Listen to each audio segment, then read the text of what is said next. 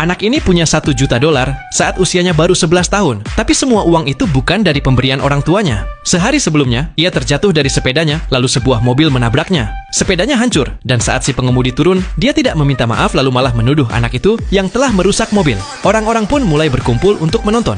Dengan terpaksa, sang pengemudi akhirnya memberikan kompensasi. Saat itu juga, mobil polisi lewat. Karena panik, sang pengemudi bahkan tidak sempat menulis jumlah uangnya, dia langsung memberikan cek ke anak itu, lalu kabur melarikan diri. Anak itu melihat cek yang kosong, lalu memakai komputer untuk menulis angka 1 juta, dan mencetaknya di cek. Melihat jumlah uang di kertas cek, anak itu sangat senang. Keesokan harinya, dia pergi ke bank untuk mencairkan uangnya. Pegawai bank terkejut melihat jumlahnya. Ia merasa kalau cek itu palsu, jadi ia pun memberikan cek itu ke manajer. Begitu melihat ceknya, manajer meminta pegawainya pergi. Anak itu mengira rencananya berhasil, tapi manajer malah membakar cek itu dengan korek api. Rencananya gagal, anak itu pun pergi dengan kecewa. Tapi manajer memanggilnya kembali. Ia membuka brankas, mengambil 1 juta uang tunai, lalu menyuruh anak itu memasukkan semua uang ke dalam tas sekolahnya. Anak itu pun langsung berlari keluar dari bank dan pulang ke rumah. Anak itu sangat senang karena kasurnya yang penuh dengan uang. Ia langsung membeli sebuah kastil yang sangat mahal, lalu memalsukan identitas baru, menyewa mobil mewah dan sopir, lalu belanja gila-gilaan di pusat perbelanjaan.